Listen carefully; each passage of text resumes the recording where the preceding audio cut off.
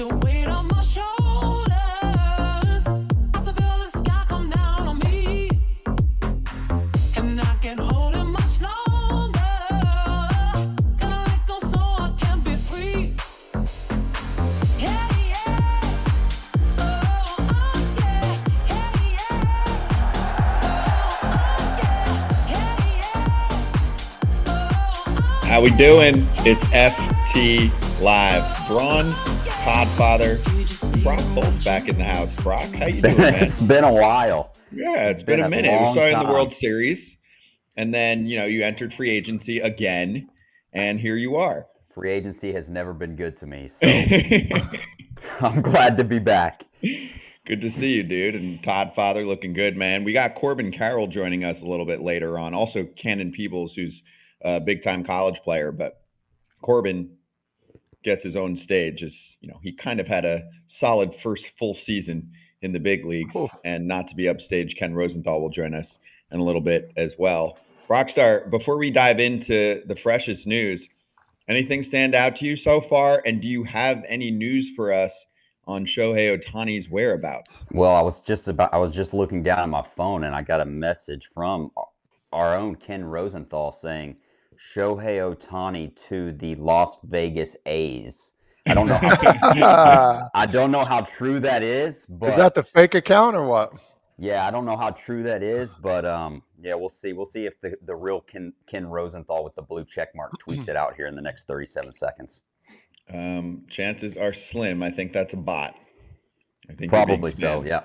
Yes. All right. So then, real news. Let's charge the damn mound, powered by Teza, and let's go over the last manager spot that is finally filled. It took a long time for the San Diego Padres to figure out that Mike Shildt, who works for the club for the past couple of years, was the man for the job. Apparently gets it over Phil Nevin and Benji Gill and Ryan Flaherty, who also works for the team. But is that who you wanted, Todd Father? I wanted my man Flash. Dude. That's kind of how I was feeling, Frage. Is he too young? Kind of rooting for. He's my age, 30. Well, I don't, Brock. I don't know how old you are. You're I'm younger 35. than me, I'm right? 35. Yeah, I'm 35. We're that close. stash give you a little separation. You can go either way. I like that. Yeah, that's why I do it. But yeah, I used to work out with Flash. He's a goofball. The players love him. I remember talking with Skip Schumacher when he was there. They made shirts for the guy. Like it was a good combination they had. I felt like bringing in a fresh new face that's young and ready to step up to the challenge, man. I know who he is as a person. I know he is a man. Listen, Mike's a great manager. He's been there before. I get it, a veteran guy. But sometimes teams of this stature, how good they are, and maybe they need a younger guy to come in and kind of be like them a little bit, know what kind of they're going through, the growing pains of being young and dominating. And you know what? I don't know. I just thought it would be a better little flavor they could have had there. But hey, congratulations to Shildt. I mean, good pickup. But yeah, I was rooting for Ryan. Yeah, Brock, what do you got? I mean, big age difference because Ryan, like you mentioned, is in his mid to upper 30s. Mike Shildt, I believe, is in his mid 50s, I want to say. Not that age is everything, but, it's certainly getting a little sexy in the game again when you've got Dusty Baker, who obviously just now retired, but Ron Washington, Bruce Bochy just won a World Series. Shilt's age, he's 55 years old, taken over for Bob Melvin, who's also a veteran manager, which was really surprising the way that all went down, Brock. It was like AJ Preller comes out and he's like, yeah, Melvin's our guy. And then a couple weeks later, just kidding, we're actually sending him to one of our division rivals and someone else is going to be our guy. So this is the billionth manager that the current GM has hired, and this might be his last chance as GM of the Padres. He's had a lot of resources, and San Diego's had okay success, not as much as they should have. Yeah, right. Melvin's our guy until he leaves us for San Francisco, and then we'll go out and we'll try and figure out who our manager is, but that's going to take an extra 2 months. And here we are with Shildt. I think it's a good hire. I mean, he's got experience. I think, it was experience over, the young fresh face like Flaherty. But I mean, I don't know that Flaherty was in the final running there. I think, you heard rumblings that it was Shildt or Why can't I think of his name? Nevin? Shilter Nevin. Yeah, Shilter Nevin, the former Padre. But I think the hire's good. I mean, I think that team full of a lot of veteran players, superstar type players, and you need a face in there that kind of knows what's going on and how to approach things. And I think Schilt will do a good job. But I was team Frage, man. I was rooting for Flaherty just from playing against him. Loved the guy, and I think he would have been a good fit as well. So the next layer of this is that there is some cleaning up to do, apparently, with the Padres and just figuring out how this team with so much talent can win. And yes, every managerial job is now filled. There ended up being, 8 new, not new, but managers in different spots, at least. Obviously, Counsell just goes from the Brewers to the Cubs, and Melvin, like we mentioned, going from the Padres to the Giants. But specifically on the Padres, how does Mike Shildt make this team a winner again after they didn't even make the playoffs based on how much talent they had? You look at the team and you're like, they were pretty healthy. A lot of their dudes performed. Blake Snell was the Cy Young. Machado didn't have his best year, but he's still, above average player. Juan Soto had a really strong year. Kim had a huge year for them and was one of the best players, especially defensively, in the league. Like, there was plenty to like. Gary Sanchez ended up coming on real strong with them. The bullpen wasn't great. It was a problem for them, but Shildt has been part of St. Louis Cardinals teams that were successful, and then he seemed to have some beef with the front office, but he took the team to 3 playoff appearances in parts of his 4 seasons with St. Louis, and he won Manager of the Year in 2019. So just wondering if someone like that is a strong voice in the room and just switches things up, since he's been working for the team, for the GM AJ Preller as a senior advisor for the past couple of years. Todd Father, if you're in this situation, like, just take me inside the Padres clubhouse for a sec, right? You're there. You just were around a team that was super talented, didn't get it done. Bob Melvin's a respected manager. Here comes Shildt. Does that really make a difference? I think it makes maybe a little difference just because it's a new voice. But think about going into spring training, as a new manager. I've always thought about this, even though I don't want to be a manager at all. Like, what would I say in like the first ever meeting I have with a new team? Like, what is Shildt going to say? He's going to come up, hey guys, we have the team to win. Look at everybody in this clubhouse. The same old song and dance? Or is he going to start, right from the get-go? Let's go. Machado, you're a leader. Bogarts, who's going to step up for this team and try and take us and let us fly with you and go dominate, because they do have all the pieces. Do they need some bullpen work? Of course, as we said, but at the same time, as a manager, you don't want to step on too many toes, but let them know you're there and let them know, listen, it's going to be a different regimen. It's win time, okay? And you guys are good enough to do that. We don't want any outside distractions. Let's keep everything in as a unit, and let's go out there and just freaking dominate. We got a comment here, Brock, from the Beef in our YouTube chat, who said, I'm happy with Shildt. Last season was a shit show of chaos, and I can't watch another season of win a game by 10 runs, then lose a game 1-0 the next day. Need consistency. I agree there. I mean, I eventually just stopped betting on the Padres because I was like, this is too frustrating. They're either going to win 10-0 or they're going to lose 2-1. Yeah, I mean, I think a new face, it's always like, it's like a new beginning. So I think that part is going to be something that's going to help. But I think this is more a player-driven thing than anything else. I mean, I think it's got to come within. Someone in that clubhouse has got to step up. They've got, like you said, they've got Machado, they've got Bogey, Tatis. Someone's going to have to step up, and this is going to have to be from the inside player. Like, hey, we've got to clean it up, and pick things up. And everyone knows they have the talent.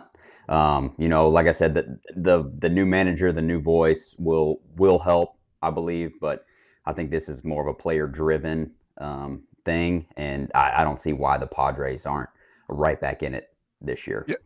Yeah, and just to finish that, like, go out there and have fun, man. Yeah. Stop worrying about outside distractions. You got some dudes. I said it yesterday. Phillies have some dudes. San Diego, you got some dudes there.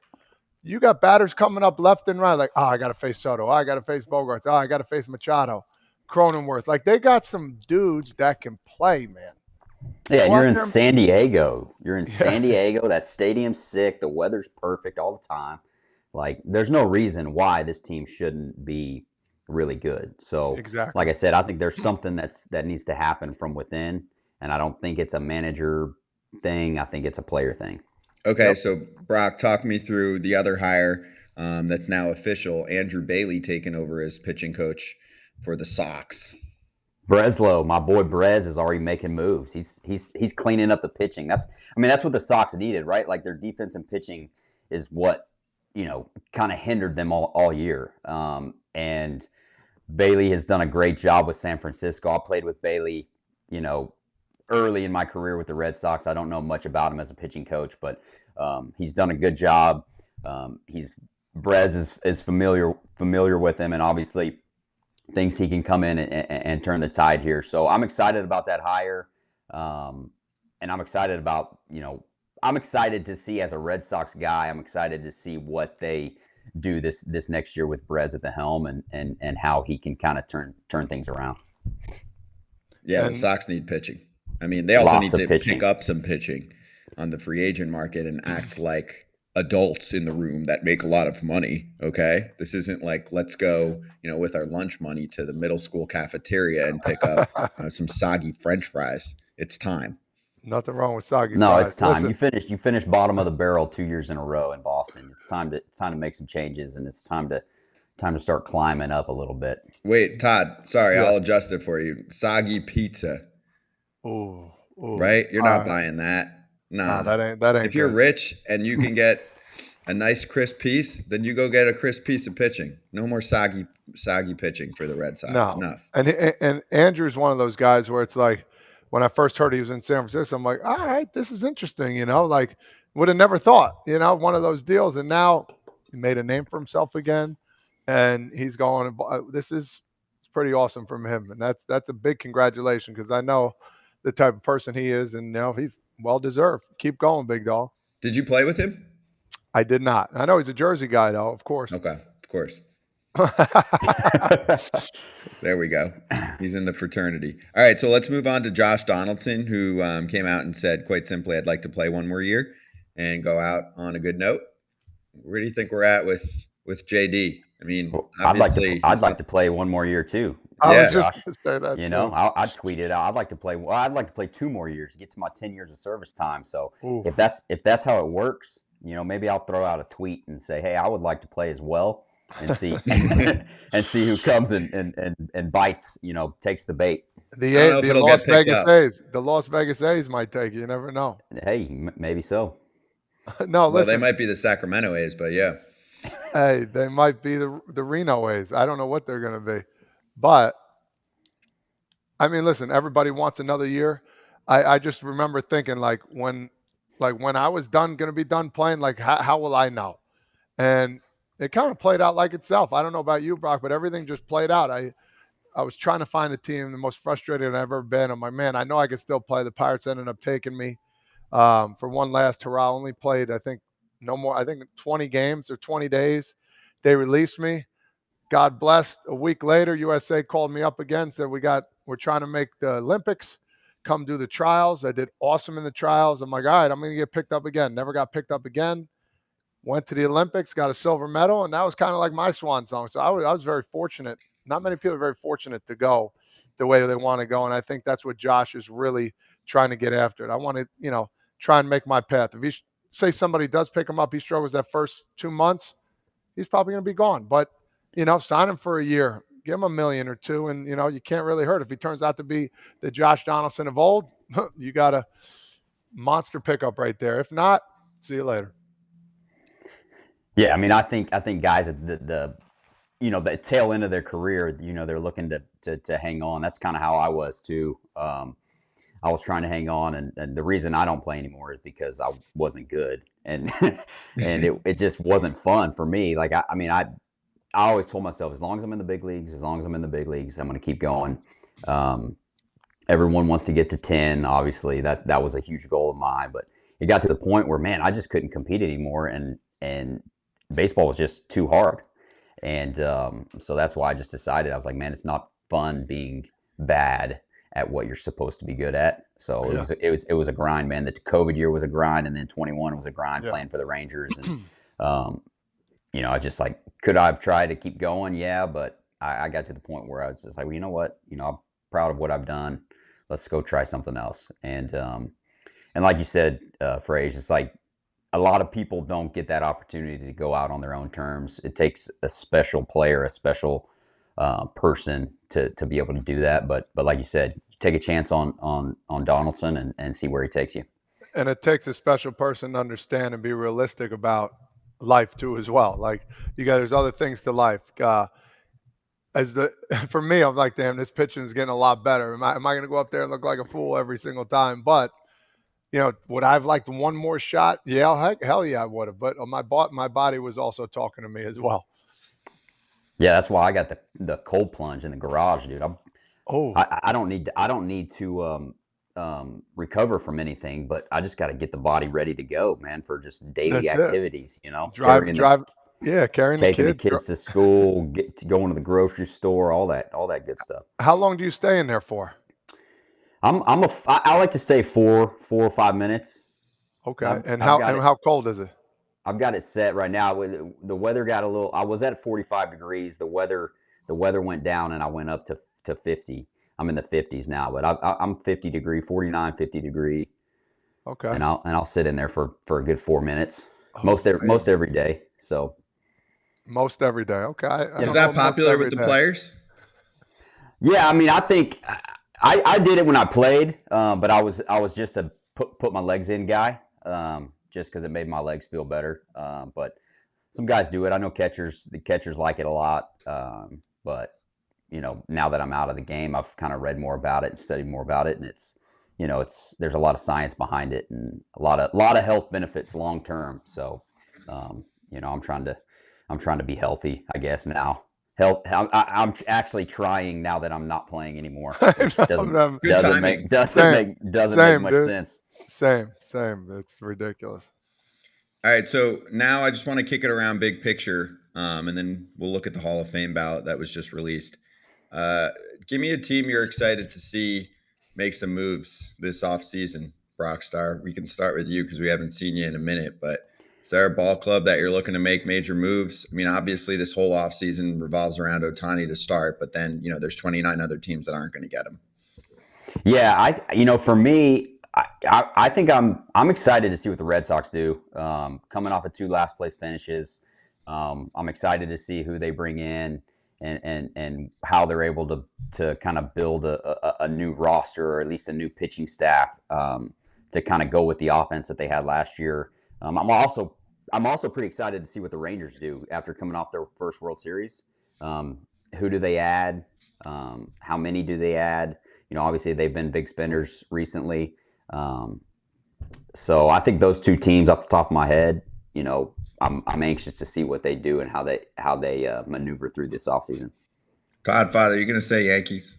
No, I'm not going to say Yankees. That would be an easy answer. I mean, who says the Yankees? I don't say the Yankees ever. Never. I'm going to say the Orioles. I'm going to say the Orioles just because they have a lot of young guys coming up that can play, and they can play defense. They can play offense. I want to see if they're going to make a splash and go and get a couple pitchers here to help them along the way.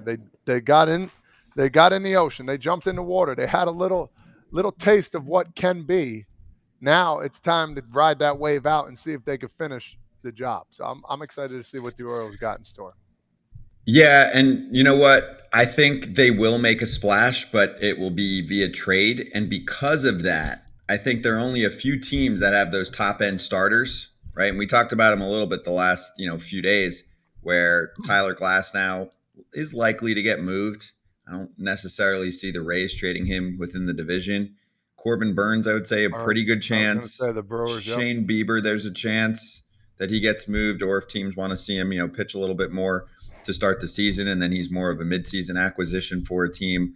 Dylan Cease is the one other name, and I know that the Orioles are all interested in him. They already have spoken to them during the last deadline. I just think those teams are going to hold him by the balls, though, because they're going to be like, we know you're not spending on a top-end starter, so you need to talk to us. And they have so many upper echelon, either prospects or young big leaguers right now, that I think they're going to have a difficult time putting a deal together. They shouldn't, but when you orchestrate a roster like that and you tank for 6 years, I think it's tough to give up the assets, especially when a team thinks that they have leverage over you. And, Baltimore needs, I would say, at least one kind of high-end starting pitcher to pair with Bradish towards the top of the rotation there, and Grayson Rodriguez, a veteran guy to bring in, or it doesn't have to be a vet, but like the guys I'm talking about that have been in the league, 5, 6, 7 years that can join a staff like that. So I think there's a ton of pressure on them. I agree with you, Todd Father, to make a move like that, because we know for a fact they're not in a conversation on someone like Nola who just signed. They're not in a conversation on a Yamamoto. They're not going to sign a Jordan Montgomery. They're not going to play at that part of the market, Yeah, they haven't. So what makes anybody think that they're going to eventually do that? They've done it with some position players, but that haven't really panned out. But still, it's time. It's time for the Baltimoreans to step up here a little bit and figure out a way, even if that means giving up a couple prospects. They have a shit ton of them, but you had that taste. Like, that's such a good taste in your mouth getting in the playoffs. It's sour right now because you didn't finish, but make your way and get the job done here. At least give yourselves a chance to. And then you can look back and say, you know what, we did. We gave it what we had to do. All right, let's bring in our guest. First guest of the day on FT Live, Cannon Peebles is joining us, who was a star in season 1 at NC State and now moving on to Tennessee. Cannon, great shirt, and great to have you on, man. How's everything going? Everything's going good. I appreciate you guys having me. Yeah, of course. So first off, take me through your season and then your decision to move on to Tennessee and how that's going. Yeah, I had a rough start last year, like as far as coming into NC State, coming into college. I had surgery on my elbow on July 19th of last year, but so I missed the fall. So as a freshman, missing a fall is kind of a big deal. So I kind of had to try and earn a job in the spring with the preseason. But, after that, I kind of started settling in to the environment in Raleigh. I had a good year, and then I ended up, just putting it in perspective. There was a lot of things going on. It's a funny picture right there, but there's a lot of things going on. And, I just thought it was best for me to, find somewhere else where I could catch and, use my talents behind the plate. And so that was the main focus there. Plus, I want to win and compete for a College World Series. But it was pretty simple as far as that goes. Let me ask you this question: what is the whole process like? Because I'm trying to still understand it. There's thousands of people that transferred and that go in the portal, and next thing you know, like is it pretty much free game? You could talk to whoever, or any coaches could talk to you. Is that how it went? Yeah, it was very different for me as far as like the high school recruitment and the transfer portal recruitment. It's actually, it's a lot different. It's way more popular coming out of the transfer portal.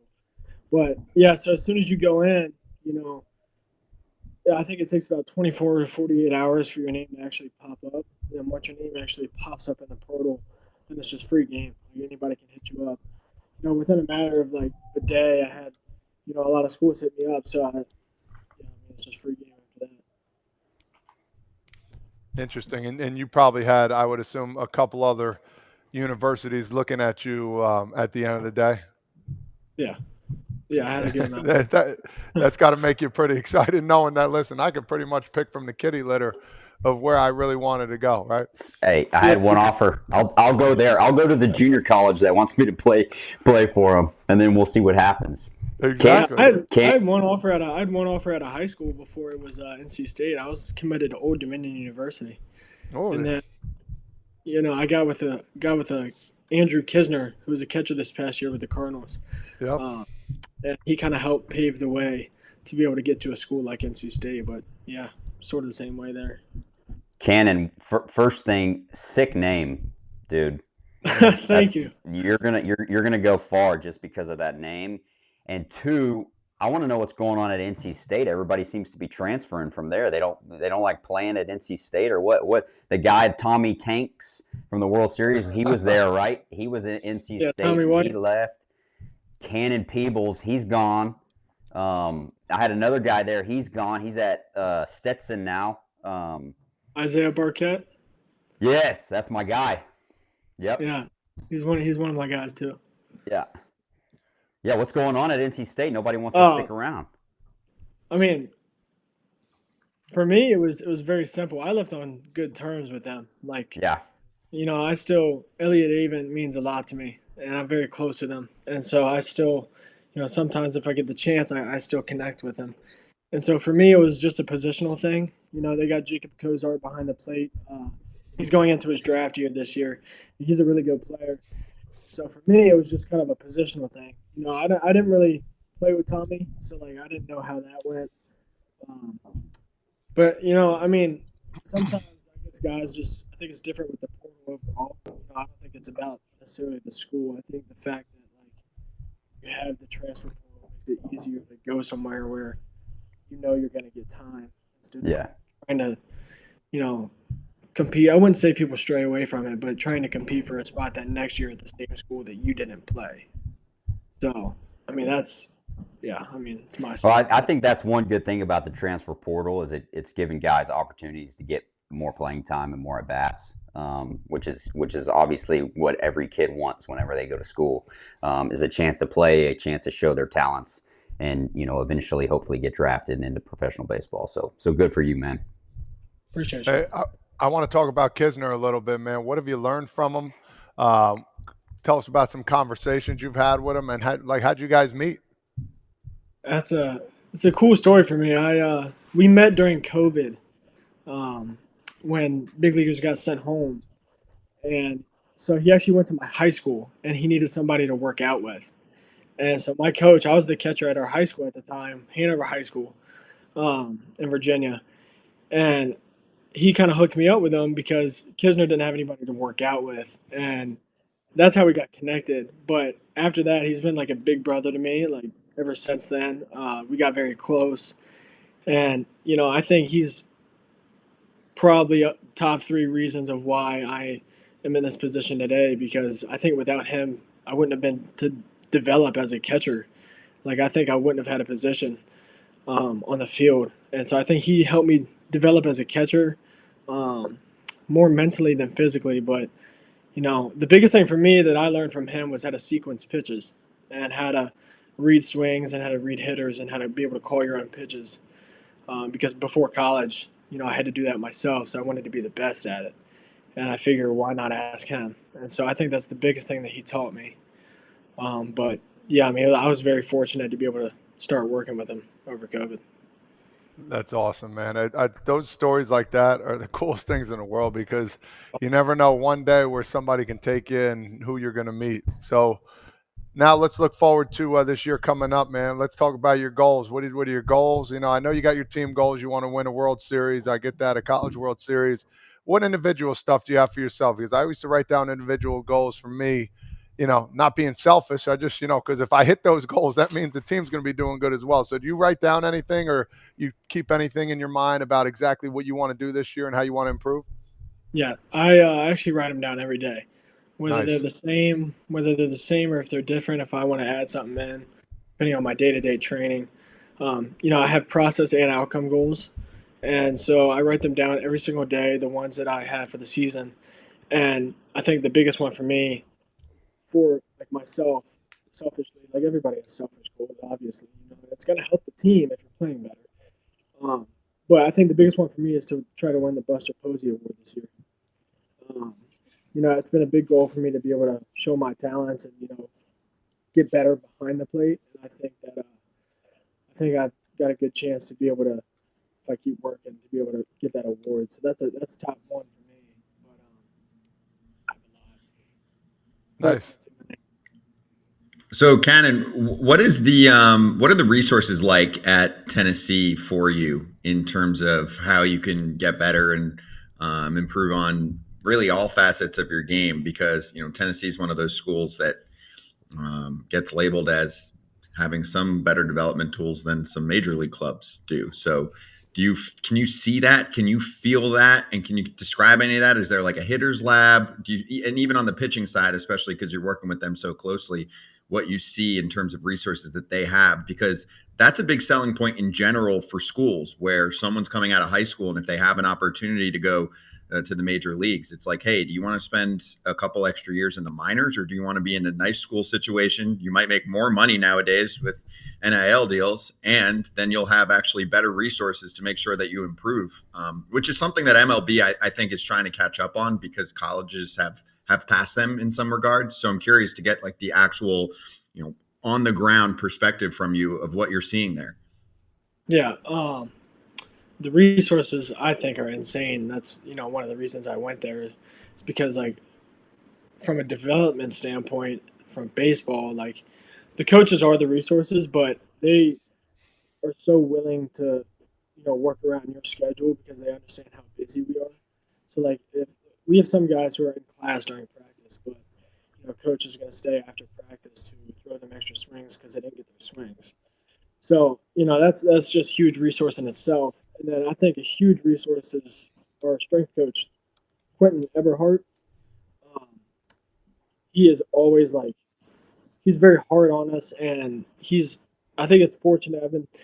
There's been some guys come through there like Lane Thomas and stuff like that, and they've been talking about how, like, the strength coaches in the big leagues sometimes aren't even with you. And so we have Q, who is constantly correcting our form and trying to make us better. And so, that's a big resource for, trying to get our body right. And then on the other side, academically, we have Megan Anderson, who is our academic advisor, who helps us get our work done before, like, for me, I get it all done before 11 o'clock every day. And she will create a schedule and somehow memorize our schedules for us to get our work done, so we're not stressed. And, that was huge for me because I kind of had to work on time management. So the resources there were just absolutely crazy. Talk about your academic advisor. What are you studying now? What are you looking to get into here outside of baseball? Well, I'm majoring in supply chain management.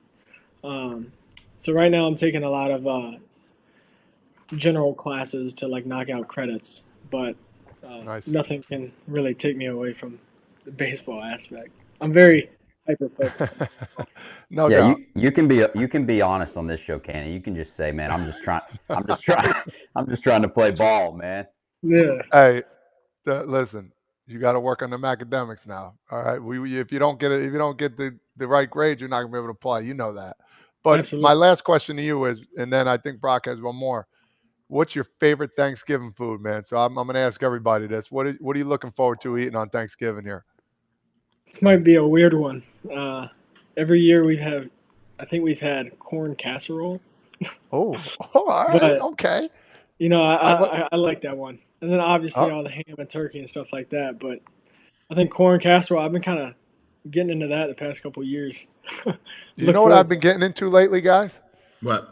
Cuban sandwiches, bro. I can't get enough of them. Don't ask me why. Oh, Cuban sandwiches are the best. I can't. I have to have at least one a week. At least one. What does that have to do with Thanksgiving? Yeah, I don't know. It just came to my mind. I'm sorry. He's talking about something different. He said corn casserole. Corn casserole. Oh yeah, Cubans. I love them. Yeah.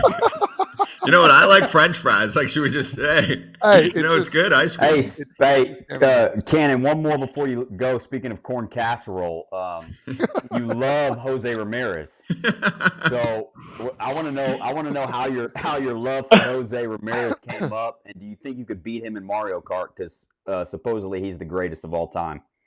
Yeah, he's my favorite player because I don't know why he just sticks out to me. His attitude of, like, not caring about anything, but I don't think I could beat him in Mario Kart from what I've heard.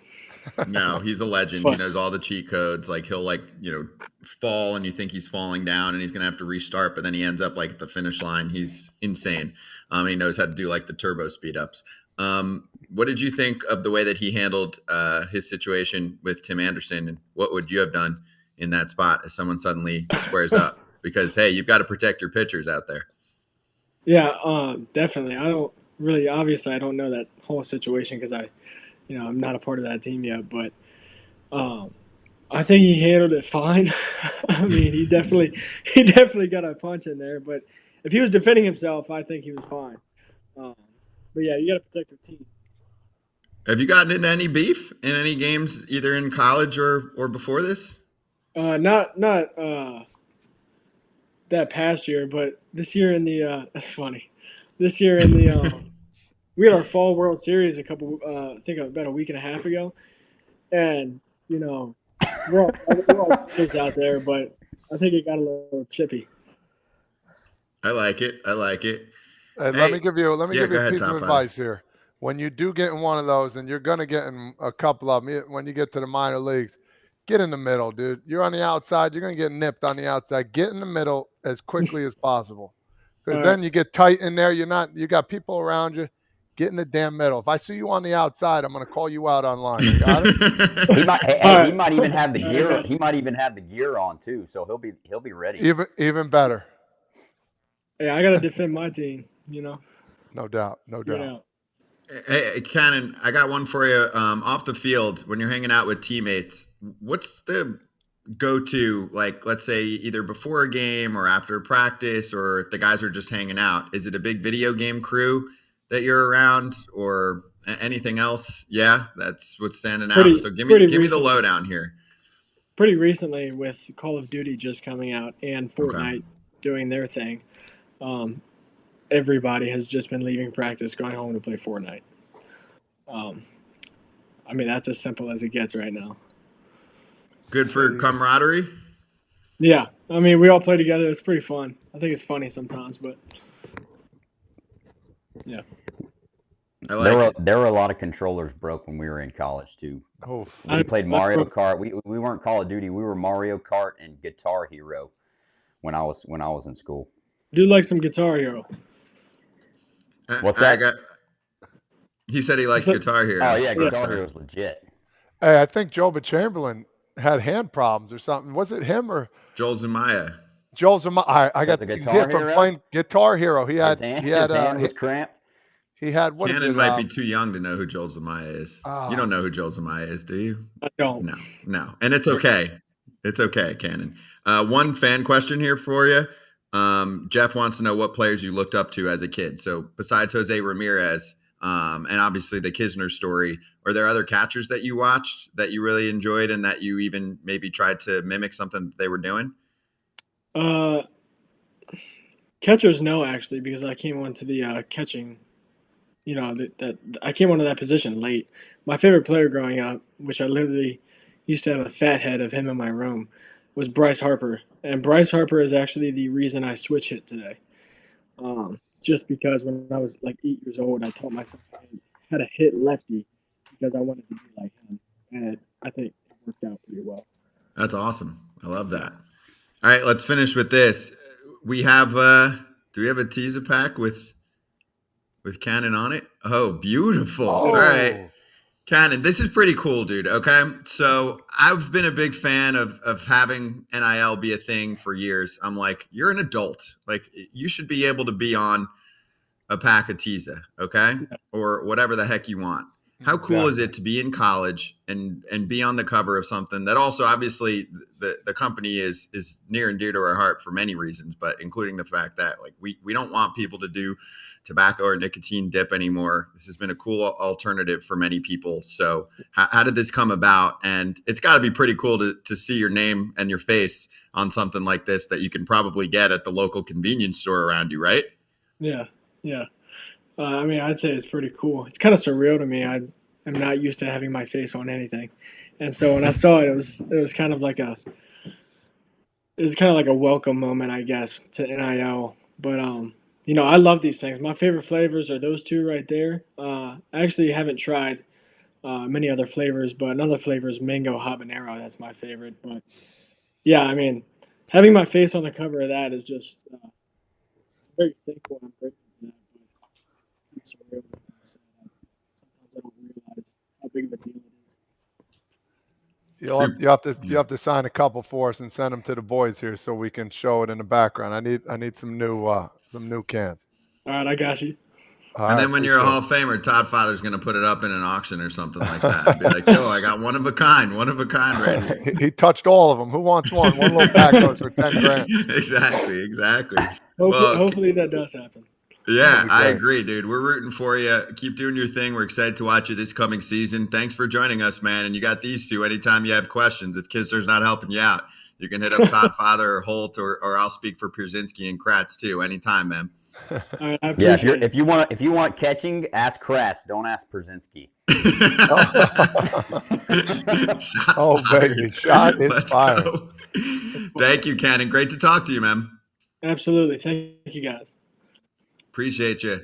And for everyone, obviously, knowing that you see this very often on your screen, you can use the discount code FOUL, FOUL, for 20% off your first order at TizaEnergy.com. Again, that was Cannon Peebles, who is going to be a star this coming season over at the University of Tennessee, joining us there. So super laid back, dude. But can you imagine? I mean, you guys, obviously, it's only in the last few years, but I mean, dude gets to have his name and his face on things. Like, who wants to be on the cover of MLB The Show when you can have your face on a Tiza can? That's cool. You know, on a no, puck. that's cool, man. That's cool for college kids. I think it's a good thing. He's walking around like this, and just like, oh, you need one? Hold on, you need one? Yeah, right here. I got you. That's awesome. You think he's got like 50 of those in his room? And He like, sleeps with them. He sleeps with them Yeah. probably under his covers. Just to like his buddies come over and then play some video games. Like, oh, you want one? Oh, who is that? Oh, that's me. Oh, cool. yeah, that's me. Yeah, exactly. Hey, let's show the Hall of Fame ballot, shall we? Since Yeah, let's show it was mailed out, and we can bicker about this over the next couple months and see what you guys are into. We haven't really talked about Hall of Fame voting much in the early days of foul territory in year one, but the winter time is the time to break it down. We find out who makes it in January, and then they have the induction ceremony in July. So here are your returning candidates on the left side of your screen. And if you're listening to you know what? I'll do it for you. I was going to say, if you're listening to the pod, just look it up. But Todd Helton, Billy Wagner, Andrew Jones, Gary Sheffield, Carlos Beltran, Alex Rodriguez, Manny Ramirez, Omar Vizquel, Andy Pettit, Bobby Abreu, Jimmy Rollins, Mark Burley, Francisco Rodriguez, K-Rod, Torrey Hunter, and your new candidates, Todd Frazier, Brock Holt, Eric Kratz, Lorenzo Cain. No, I'm just kidding. I don't think I'm staying kidding. on the ballot too long. Yeah, but new candidates. All right, here's the fresh ones. Ready? Jose Bautista, Adrian Beltre, Bartolo Colon, Adrian Gonzalez, Matt Holliday, Victor Martinez, Joe Mauer, Brandon Phillips, Jose Reyes, James Shields, Chase Utley, David Wright. So first off, Todd Father, do you send a little text to that dude BP, to Brandon Phillips, because you played with him, and just be like, hey, congrats on being on the ballot? Obviously, he's not going to be. Dude, that's a feat in itself. Yeah, I mean, listen, it's so cool, I think, of seeing guys on there that you played with. It's like, dude, I had that much of an impact, at least knowing that, I played with that guy. I threw him a nice double play ball, or whatever it is. I knocked him in for a run. Like, little stuff like that for me goes a long way. But yeah, seeing those faces, Adrian Gonzalez play with him, Bautista play with him. So there's a lot of guys now that I'm seeing on there, David Wright, that I've played with. And I think that's even cooler to see that. And listen, most of them are not even going to be Hall of Famers. That's just being realistic. But to even be on a ballot, dude, that's so darn cool. Who do you guys like? I mean, off the list, Adrian Beltre, he's an obvious choice. He's making it year one. Beltre's getting in right away. He's in. I think that's no doubt. You know what? I'm not good at the Hall of Fame thing, man. Like, I don't know, honestly. Like, I don't want to sit here and say, David Wright, if he doesn't get injured, he's a shoe-in, right? Sure. So yeah, but he won't touch it because he didn't. Yeah, he didn't give you enough. But, just looking at the new candidates, I got Adrian Beltre. He's in, and but like Todd said, it's cool to see these guys that you played against and played with.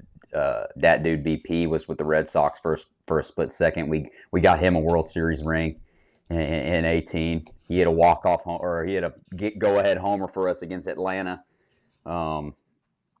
But yeah, David Ortiz made it. I got to play with him. That was the first teammate of mine that made it into the Hall of Fame. So it's cool to see these guys that you played against, played with, get the recognition that they deserve. Do you see a guy like A-Rod getting more votes at least this year, since it's not as, I don't know, stacked shouldn't. as numbers. I mean, just because there's putting not it as out many there, like options this year that you feel good about, in options. my Yeah, mind, yeah. doesn't mean that you should vote for someone who How was how punished about for Manny? How steroids about Manny? multiple He's got what he's times. got. Manny's Yeah, got 2 years left, I think. I think now those guys that, you know, were proven, I think their chances are about as good as mine to get into the Hall of Fame, you know. I'd rather vote for you, Brock, than A-Rod. Well, I would say that to his face. I'm sorry. Like yeah. No, I'm. It was just a question. No, you it's know? a good question because people get passionate about it. And what happened was, I can speak for many writers that I was around over the years because I would, host things that were Hall of Fame related. And there reached a point where I think some writers who were trying to speculate on who used PEDs and who didn't kind of gave up at the time before testing. But I think the one thing where I felt was universally accepted was people said, okay, we hit a point where testing became but testing became a thing in general, and you get suspended if you get caught. Sure. Are there guys that are going to use and never get caught? Okay. But I mean, you can say that for anything, right? Like just because, there's people that have committed a crime out in the world and they haven't all been caught. Should we say, well, that nobody gets put in prison? No. So in this case, A-Rod's been caught. Manny Ramirez has been caught. I think most writers can agree, the ones that are voting for the Hall of Fame, that that's their line. Yep. People have different lines before that, but I think most people have marked that as their line. There is one grouping that says, you know what, I don't care. I don't give a shit. Like, they got punished for the time, and there's other dudes that are in the Hall that used, so I'm just voting based on stats and what I saw out there. But I think, like you said, Brock, those two have no chance ever because the rules were put in place. There was more of a process, at least according to everyone, right? And there was testing, and they're toast. And I've said this before. If Barry Bonds is not in, bingo. Anybody below that should not be in. And that's bingo. That's the God's honest truth. Is that was one of the best, if not the best hitter we've ever seen. So well, there was that article that came out with like the top 10 MVPs of all time or top 20 MVPs of all time, and Barry Bonds was like 3 of the top 5, and like the numbers that he put up, astronomical. Oh my God, dude, unreal. Crazy. So yeah, like you said, if Barry Bonds isn't in for getting caught, Alex Rodriguez isn't getting in for getting caught. And everybody else that should be down that line because, and I can go back to this. You think about the Pete Rose thing, like it's been over 35 years this whole thing is going on, and I'm not going to put it by now. Then listen. Oh, Todd, we're going to go back to you in 1 sec. You got a little fuzzy.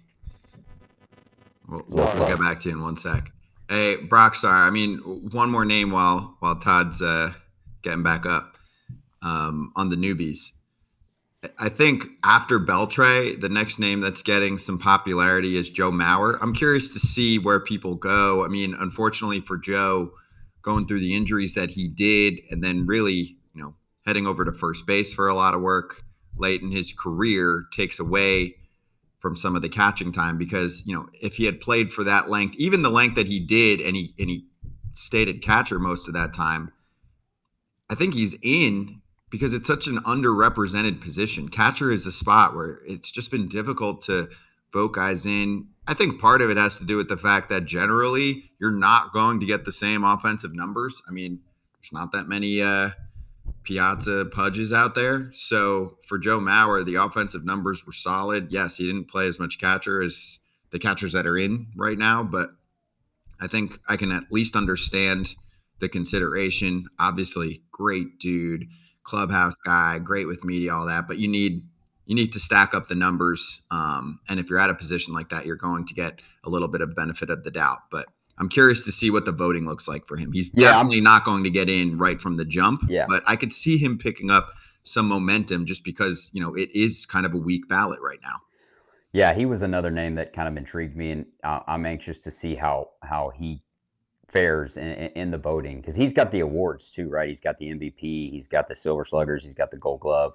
But like you said, the injuries kind of slowed down his catching And it's just one of those things, like how are the voters going to view certain things? And that's why for me, the Hall of Fame thing is just, it's a difficult thing to vote on. Obviously you have your obvious guys who, okay, yeah, he's a Hall of Famer. And then you've got these guys in a gray area that you don't know. But Joe Mauer intrigues me as well because he was a hell of a player. What do you got, Todd Father? Joe Mauer? I said it earlier. I think he could, but then I looked at the numbers a little bit. I don't ask me why. I thought he hit a lot more home runs than I actually hit more home runs than Joe Mauer. What do you got? You got him in front of you? I had him yesterday. I thought it was 143. Am I crazy? I'll bring him up. Did he have more than 143 or what? I thought it said 15 season, 143 home runs. He wasn't a home run guy, so that wouldn't surprise me. I don't know why. I was just 143. Listen, he was really good. He was, dude, the stories you heard about him, he could hit a 60-yard field goal. The guy who was a great basketball player, like he had great sideburns. Mr. Everything. Yeah, I'm on the fence about that one. I'd lean right now to say no, but I'm gonna look more in. I would have to look more into it. I would say Adrian Beltre for sure, and he'd probably be my only vote. Yep. Okay. That's fair. And put Pete Rose back in there, I think too. That's your boy Pete. So have you caught up with him lately? Pete, Barry Bonds, and Adrian Beltre. Todd's ballot. That would make some noise. Ballot. That would make some noise. I didn't say Barry. Now I didn't say Barry, but I'm a big. He paid the price, so it's gonna. Well, and he has like 7,000 more hits than anyone else. No, exactly. Jeez, dude. So it is what it is. Have you caught up with your boy Pete lately? I saw him at the show on Sunday in Chicago, and he was signing autographs. Is he still making the push? Bro, this guy, I've never seen anything like it. Like he's probably half of America probably has his autograph by now, but people still come.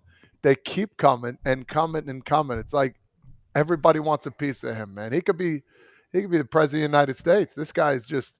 Everybody wants a piece of the action with this guy. It's unbelievable. He's talking shit to me while he's signing autographs. We're having a good laugh or whatever. He's squeezing my neck. I'm like, yo, Pete, how about you give me a text back every time I text you? He's like, I didn't hear that. I'm like, oh, yeah, you hear whatever hell you want to hear. But he's the best, man. Yeah, I was having a great time with him. That 2015 All-Star game, Todd, I don't know if you remember it, but you won the home run derby. Oh, yeah, no, I didn't. I forgot. Yeah, you won the home run derby there at your home field, but my wife, her biggest thing was like, I just want to meet Pete Rose. I just want to meet Pete Rose. Get a picture with Pete Rose. Get Pete Rose's autograph. So she's a big Pete Rose fan herself. So she'd probably put him on her ballot as well. That's a smart lady. Love it. Whenever Hall of Fame conversations come up, it just lights up social media with, where's Pete? It's been enough time, whatever. What do you think, Scotty? I don't have your opinion on it. On Pete? Yeah, just curious. Pete should be in the Hall of Fame. All right. Yeah. No doubt. I have no doubt there. And listen, if you would have said no, I wouldn't have been mad at you. I was just curious because everybody has their thing about it. Now, should Pete be in the sport as a coach or an advisor to a team or whatever? No, He should not. Those are two different things for me. Can we look at a career and say that he is a Hall of Famer based on everything that he did for the game? Yes. Even if he's not allowed to be involved in the game, I think those are two different conversations. Do you know what I'm saying? If there is a trust issue with the league that he's going to be privy to information, and he's a gambler, okay, cool. Then he's not involved in the sport, right? He's not a coach and all of that, which is fine. And he was a TV broadcaster for a little bit of time. Yeah. To me, that's a big difference from the Hall of Fame. I don't think it hurts to put someone like that in the Hall of Fame. You know what I'm saying? I think it does hurt. I think it hurts a lot of fans who were huge fans of him growing up. And this isn't the PED conversation. And like we mentioned, there's people that use PEDs that are in the Hall of Fame right now anyway. So Pete got in trouble as a coach. It's obviously not allowed in the game, so he's not allowed to be involved in it. But I don't really understand the Hall of Fame portion of the conversation. And now two things about the whole situation. So you see guys getting caught, football players, and gambling, whatever it is. They could say whatever they gamble on, whatever. I'm not trying to pinpoint one person, but you get a year suspended. Okay. there's betting sites all over Major League Baseball, like all in the stands, in the stadium, and all that kind of stuff. And we're promoting gambling. So it's like, it's a little. Well, it's part of it now. Both parties. Yeah. You're I don't know. That's the only confusing part to me. He did get what he bet. Of course, he screwed up. I get it. And he did it as a coach. And it is what it is. So put him in the hall as a player. I don't give a shit about the coaching stuff. That's a You know great what call. I'm saying? Yes, a great call. That makes tons of sense. We're putting him in as a player for what he did. He's the best hitter to ever play the game. Hitting wise, God Almighty. People, this world's getting a little crazy. Get his ass in the Hall of Fame. Yeah, let him get the speech. Let him get the whole deal. Yeah. There's worse human beings in the Hall. It's Exactly. And it's before going to he happen. goes away is a good point. He's going to go, and that's what's probably going to happen. Then eventually, 45 years down the road or whatever it is, hey, we're putting him in the Hall. Well, who gives a shit then? Yeah. I agree. You got to do stuff when people are around for it. So I think you could have a case at some point, and the league tries to stay separate from it from the Hall, but I think you could have a case, 10 years from now where there's a different commissioner and he has a conversation with the Hall and they're like, hey, let's adjust things and let this go, for him, or at least give him an opportunity to be voted in by the committees. I need more context on that. And we can bring some writers on. Obviously, we'll get into this more as the offseason I would love to talk flows. with Ken Rosenthal about it, and Tim Kurtz, and get Tim on here. We'll get Tim back. I would love to see what their thoughts were on that. They'd be. We're talking to Ken later. I will tell you, he's not in Hall of Fame mode right now, so he might be like. We'll talk to him later. You might this is where Ken's brain's at right now. You might be like, Ken, tell me what you think about Pete Rose should be in the Hall of Fame, and he'll be like, no, Todd, the Reds are not in the running for Shohei Ohtani right now. His brain is in trade signing mode. But yes, I think at some point we should have that conversation. We got sidetracked there. My bad. We can. We're coming up on the holidays. We stay so business-like. I think it's worth a good combo. And obviously there's a ton of people that are really passionate about it. So our fans like it, so we'll get into it more. And I'm sure Mr. Pierzynski's pretty opinionated on the Hall of Fame stuff too. So sure, when he swings back, we'll talk about it. But anyway, I think Beltre is the one who's going to get in.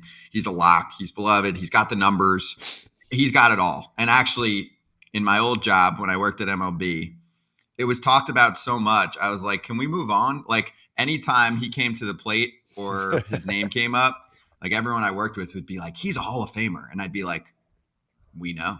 No shit, right? They'd be like, he's gotta get in, as if it was like a debate. I'm like, it's not a debate. He's going to get voted in as soon as his name's on the ballot. It's like, let's talk about something else.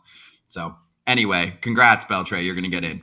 All right, book it here. Just like we announced half the awards before they came out, which, by the way, Corbin Carroll's joining us soon, the Rookie of the Year. But while we have a second, the bonus code for you is FOUL200 at BetMGM. You place your first BetMGM Sportsbook wager through the app of at least $10. You'll receive $200 instantly in additional winnings, regardless of your wager's outcome.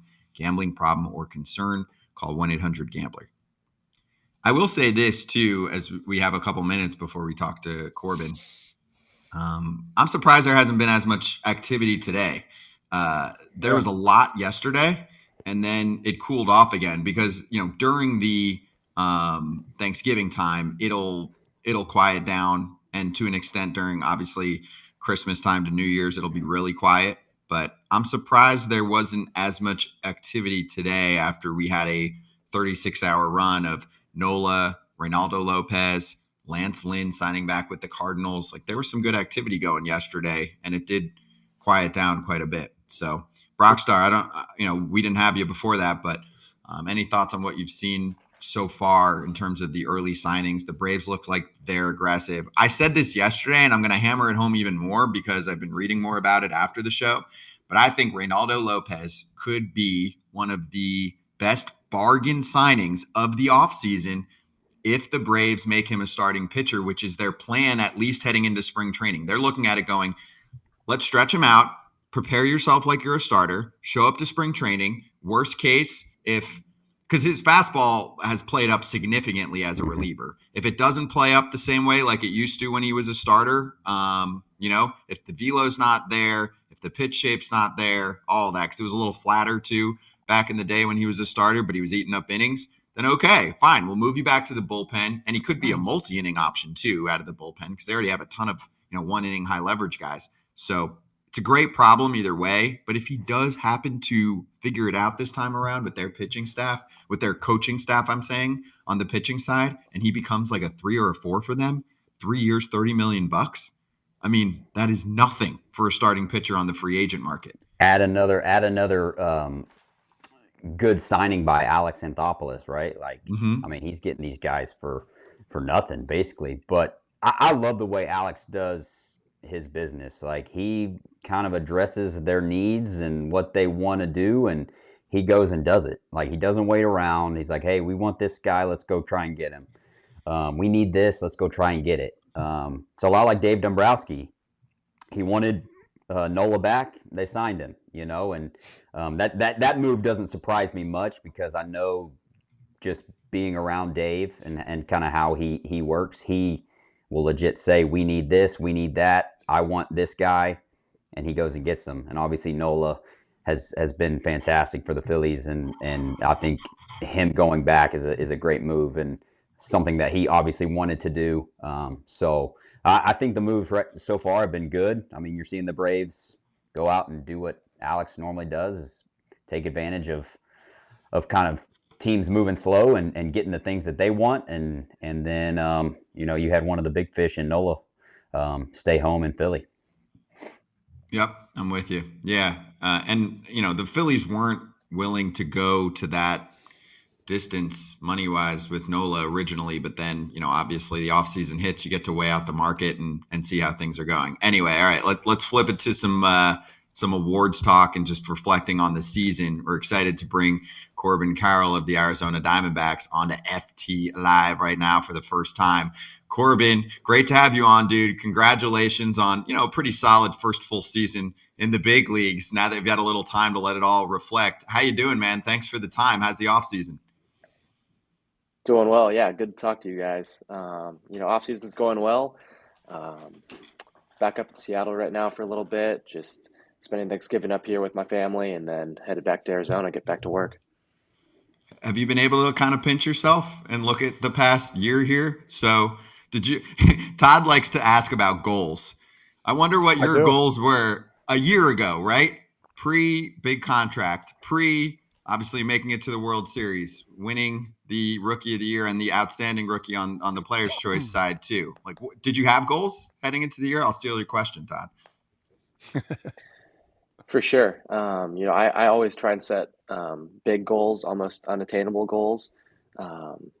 But even this year, some of the personal success, team success we had, just blew me away. And all I try and do in the moment is be grateful for it. I think it's a little harder when you're in the moment, but now kind of looking back on it, taking a step back, just really proud of our group and, the amazing year we were able to accomplish. Hey, I saw the other day, again, congratulations. What a playoff run you had. What a year you had. I mean, that's absolutely phenomenal. I mean, sky's the limit for you this year, man. Fun watching you.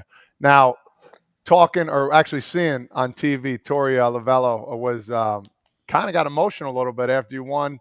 He's rocking the jersey there, man, said he loved you, man. How did that feel coming from your manager, man? Because not a lot of managers do that. They don't express their feelings towards players, and they don't, give the love and shout out, man. How did it feel knowing that your manager, for one, has your back and is showing that much love towards you?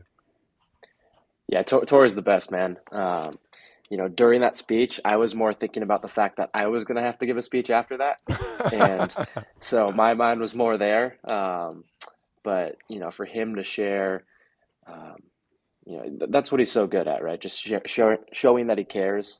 He does it throughout the year, to us as a group and to us personally. And so I think that's why guys like playing for him. Hey, Corbin, when you look back to how you were drafted and became a part of this team, I think, and I've been a part of the draft for years, like almost every ball club is like, dude, this guy has all the tools And I'm sure you've heard this before, and this is part of what I'm getting to. I'm curious how many teams were like, well, you're undersized, so I'm not sure, right? I know with the Diamondbacks, Mike Hazen is like, I do a lot of thanking every day that, what were you, the 16th pick, that 15 teams went past Corbin, because he was the best guy or one of the best guys on our board, and we were shocked that he made it that far. And I've also looked into, the front office with Amiel Sadeh, who's the assistant GM, and I know he was part of Boston. I think he was part of picking like Mookie Betts and even Benintendi and some other undersized players. So has that conversation come up with Arizona? And did you hear any of that really shit talking, I guess, from teams being like, oh, you're undersized, so we're going to punish you and not take you in the first round? Yeah, I mean, I think that you've got to look at it. Obviously, at the end of the day, everyone's trying to do their job as best they can, and that for 15 teams, I wasn't the right choice for them. I'm really happy with where I ended up. I love this front office. They've been really good to me personally since the day I was drafted, and so for them to now be in place long term, that makes me feel good about the direction that we're headed. Hey, so I found out some things about you. I was asking a couple of your teammates just a little bit ago. Well, I'm going to first start with Evan Longoria. So I said, hey, talk to me about this young man. You're smiling already. I played with Evan in the Cape Cod League, and he was Oh, wow. really good. He was really good then, and then eventually played against you. We were still close now, and he brought up how you have a family member that might be even a better athlete than you, talking about your Oh, yeah. sister, man. And talk about that. I heard about what's her name? Campbell? Is that her name? Yes, sir. Yep, Campbell. And she's a good soccer Yeah. player, right? Is she the best Yes, athlete in sir. the family? Oh, absolutely. So she's a senior in high school this year. She just signed her NLI. She's going to go play some soccer in the now ACC, I guess, at Cal Berkeley. A little weird there, but she's always been my biggest supporter, and so I've always tried to return the favor, coming home in off seasons and making sure I get out to her high school soccer season. Those are some of my best memories, of just being able to watch her and support her. Yeah. Hey, Corbin. Hey, first off, man, congrats on a great year, dude. I'm a big fan. Love watching you play. Wish I was as Thank you. talented as you. But I want to go back to Torrey, because I got to spend a few years with Torrey. He was our bench coach in Boston, and I've said it on this show before. I tell it to everyone who asks. He's a top 2 person for me. Maybe number 1. I've got Brian Butterfield and I've got Torrey Lovello as my 1 and 2 people I've ever met in baseball. I was a young player coming up, with Boston when he was our bench coach, and he was just that guy that he would tell you like it was. He cared for you. He'd let you know what was going on. So for me, he's a big part of my career and my just my kind of growing up in the game. And I want to know from you, how is it having him as a manager, as a young player, and also we just got an extension, good for Torrey. Mike Hazen knows what he's doing. So just talk to me a little bit about Torrey Lovello and what he means to you. Yeah, Torrey. He's the right leader for our group. I think the best thing you can say about him is he's the same guy every day, and that was going to the World Series, and that was a 110 loss season. He's just very true to himself, very true to his values and what he believes in. And that's a big compliment to him. But I'd say, something that describes my personal relationship with him was in 2021, I'd played 7 games above the low A level. I'd met him once at BP when I'd signed with the organization in 2019. And, multiple times throughout that 2021 year, I spent the whole year on the shelf, and multiple times, he's calling, checking in, texting, a guy that's, 3 levels away from even playing a day with him. And so I think that just speaks to the way that he operates. It's special. Let me ask you this. I saw you were with Derek Jeter at the World Series. You were walking out with him and did a little feature. Were you a Derek Jeter fan? How cool was that to be walking out with one of Yankees legends right there? I've actually got his bobblehead in my room from when I was growing up. It's not even a bobblehead, honestly. It's a little figurine of him. He's on this little grass and dirt patch, and it's got like his bats, you know, sticking off the ground. It's probably still in my room right now. I could probably still find it. But yeah, that was a cool moment for me.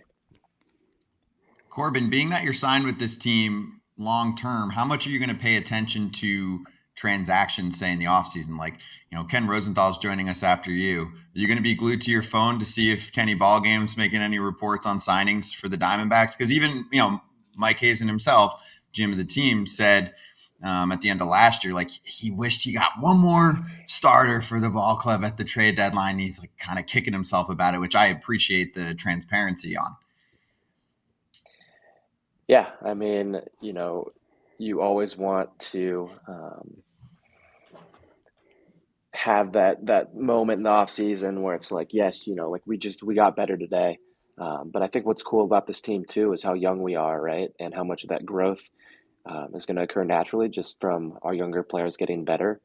A lot of starters, position players as well. And so it'll be interesting to see what happens. I'm definitely excited. It seems like there's, a little room in between where our budget's at now and where it has been traditionally. So, be interesting to see what happens. All right, Corbin, with that being said, let's go ahead and tell Mike, out of all the free agents out there, who does Corbin Carroll want the Diamondbacks to sign? Who do we want? Besides Ohtani? Besides Ohtani, because that's an obvious answer. Okay? But if you want Ohtani, you can have him. Okay, we'll just have to make a phone call to Hayes.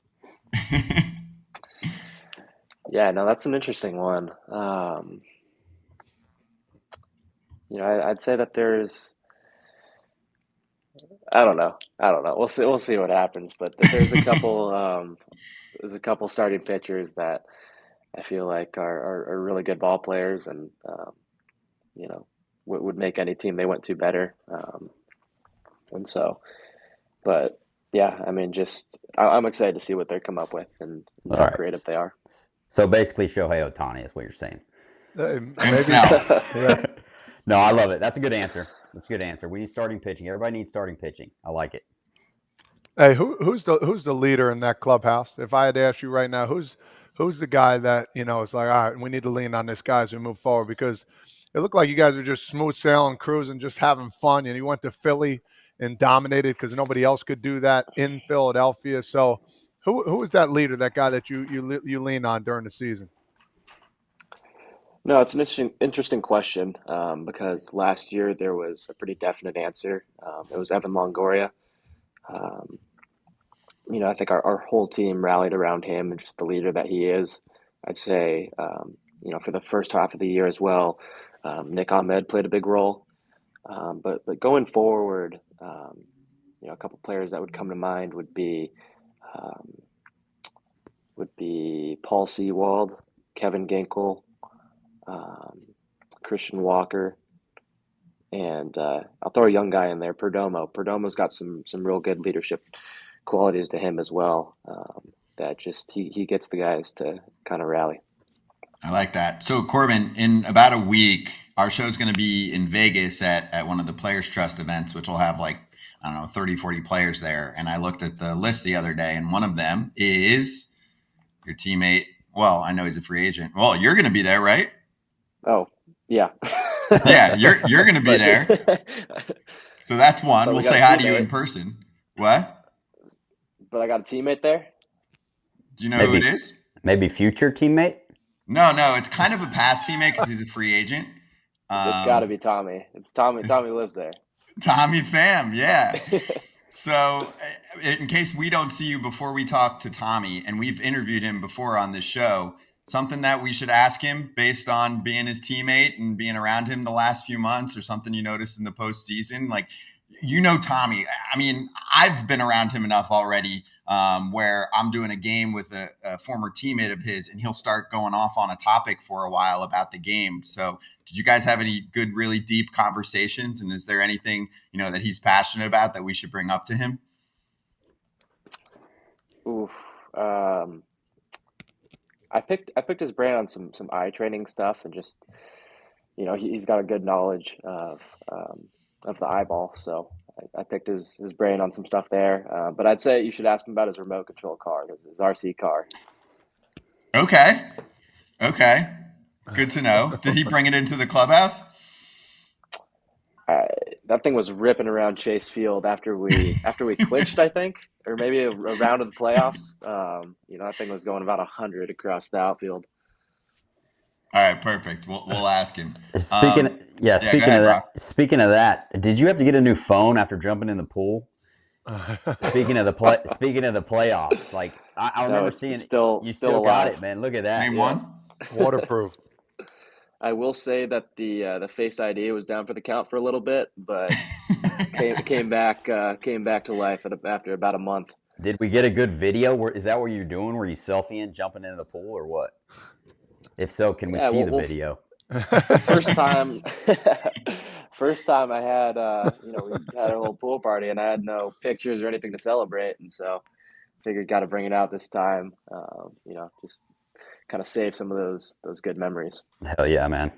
Hey, go ahead, Todd. Go ahead, I'll go. What else are you good at besides baseball, man? Are you growing up anything good? And there's a reason why I'm asking this, but is there anything else that like, man, this guy could do everything, or is there something that you excelled in as well besides baseball? Well, it definitely wasn't basketball, I'll tell you that. But I played a little soccer growing up. At a somewhat pretty competitive level, and then actually more of like a long distance runner. Oh, interesting. Okay, I thought you were going to say a pool player, because talking with Alec Thomas, he said you've been taking his money ever since you guys started playing pool. So you want to let him know who the boss is on the billiards. Oh man, well I haven't taken his money because he still hasn't paid me. Oh no! I got to text him now. That's some bullshit right there.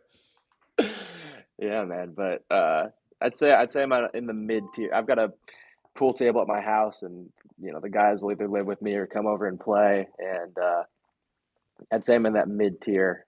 We've got a couple guys who, I'm more in the Alec boat versus them, and then I'll take advantage of Alec. Hey, yeah, let him know right now on the show, because I'm going to send it to him. Let him know, man. Pay me my money, man. Let's go here.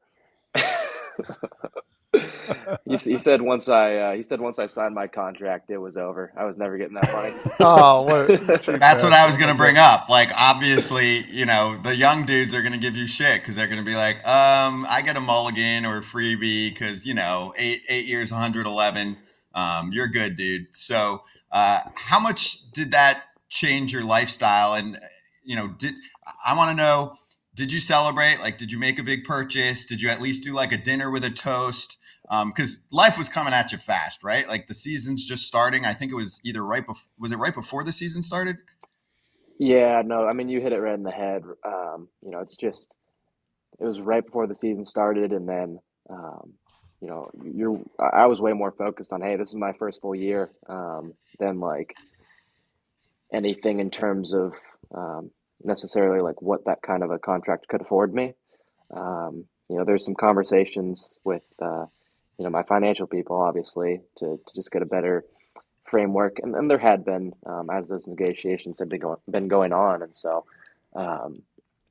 but I mean, honestly, the only thing I did was set a new budget, and kind of rolled from there. And now having to catch a moment to catch my breath after the season, some of that stuff is coming back up, and able to just really dive in and understand kind of the smart way to treat something like that. Did you pay for a lot of dinners for the young guys during the season? Yeah. I tried probably more early on. Tailed off a little bit in the probably the last couple months, but yeah, definitely the first half of the season, at least once a road trip. We're getting a group of the guys and going out. Just having a good night. Where you guys going out? Are you hitting Sizzler? Or are you going to a nice Yeah. steakhouse? Where you guys hitting? Where Applebee's. Hey, listen, ain't nothing wrong with that. Yeah, no, we hit a couple different spots, but I'd say definitely some steakhouses and some Asian. Those were Do you probably have the number one, number two. Do you have any like good spots on the road where it's like, all right, now I know after my first year, I'm going to this restaurant every time I go to this place? Yeah, I made a whole kind of map on my phone, and would eventually, maybe like to kind of make a player's guide to food, Love to that. Love pass that. down to the younger, younger guys coming up. I think that'd be something really, really cool to do. But the spot, I'd said there's one spot in San Francisco that I don't even have to mention it. Like before we get there, the guys are like, "Can we go to Akiko's? Can we go to Akiko's?" It's this little hole in the wall sushi spot, maybe 15-minute walk from our hotel, and so a lot of the times we'll pop over there and have a good meal. Beautiful. Corbin, what's one thing that you wish you were told before entering the big leagues? Like it could be super big or super small. It could be something on the field. It could be, something just with day-to-day life where you were like, oh, I wish someone told me about this, or maybe someone did tell you about something once you got to the big leagues. Like, oh, I wish they told me how much I need to tip, or I don't know, something like that. Yeah, that's a good question. I'd say the tipping one's a good one. I'd say just having an understanding of the dress and how that changes, from being at home to being on the road. Those are probably the two that stand out. Did you freak out when you saw the stolen base rules that were going to be put in place in the big leagues? Because, that was pretty cool for your first full season. And Todd Father was all over it. I will say, as soon as we had that official and we were heading into the year, Todd's like, we're going to get a 70 stolen base, dude, right off the jump. Obviously, numbers are going to go up. We knew that, but I think they went up more than most people thought they would. And that's year one. Now you have an off season to even think about it and put goals in place and maybe even come up with more ways to take advantage of those new rules. No, for sure. Well, I had played with them the year before in the minor leagues, and so I thought I had a pretty good understanding. But even in the minor leagues, I think that year before, I think I stole right around 30 bases. And granted, that was in less games, but just all to say that getting to work with our outfield and base running coach, Dave McKay, and just getting more comfortable out there, understanding the game of base running, the art of base running. I can't give him enough credit for what he's done for me and so many other guys. Yeah, Corbin. So 2550 is what we had this year, right? 2550, Yeah. and Scott just said with the whole offseason we're going to get better. So what are we going for next year? Are we going 30-60? Are we going Acuna? What are we going to do? Because I know you've got it in you. Oof. That's a good question. I will say that I had like a period of I think about 2 weeks where I was given the red light because I'd banged up my knee and couldn't, just was out there, just trying to get through that. And so I feel like there's more in the tank. Heck yeah. So it's Tori's fault. Tori No, gave you the red light. That was for my own good. I mean, my knee was pretty nasty looking. So no, I said thank you. Well, they did a good job preserving you because it carried through, man. And I know you guys didn't finish the way you wanted to, but had a pretty damn good year to make it all the way to the World Series in year one. Really, first full season, I should say, of your big league career. So it's great having you on here for the first time. We'll see you out in Vegas, dude. Thanks for joining us. Awesome. Yeah, see you out in Vegas. Cheers. Thanks, Corbin. Corbin Carroll with us on FT Live. Good dude, man. What a freaking year. Yeah, how about that for your first year in the big league? Sign an extension, go to the World Series. Now you're getting a World Series share. He probably had some type of incentive for Rookie of the Year. Dude's living right now. I'm going to give you a scenario because I think Evan Carter's going to join us next week, who also had an insane first season, even though it was much shorter than Corbin's. Would you rather it be right now? Okay, you have to trade places with either Corbin Carroll or Evan Carter. Now, you know what the key difference is.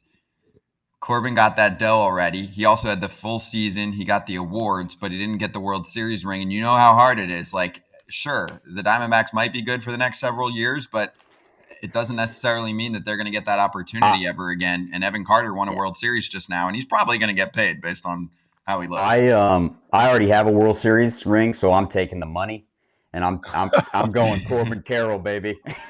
I'm taking the money and the awards.